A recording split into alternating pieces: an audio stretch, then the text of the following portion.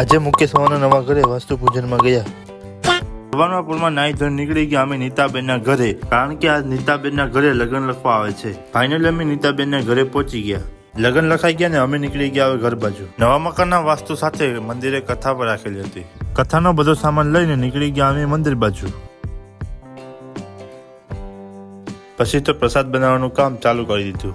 પછી આપણે ફ્રૂટનો પ્રસાદ બનાવવાનો છે એટલે આપણે આવી ગયા ફ્રૂટ સુધારવા માટે. પછી તો થોડીક વાર પ્રસાદ વેચવાનું ચાલુ થઈ ગયું. પછી અમે મુકેશ મામાના નવા ઘરે આવી ગયા વાસ્તુ પૂજનમાં.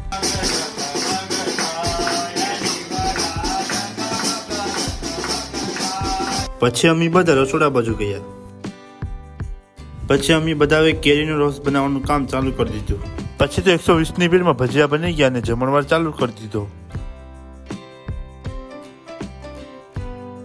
પછી તો આપણે જમવા બેસી ગયા ને આપણે મેઇન વસ્તુ પર વધારે ફોકસ કરીએ.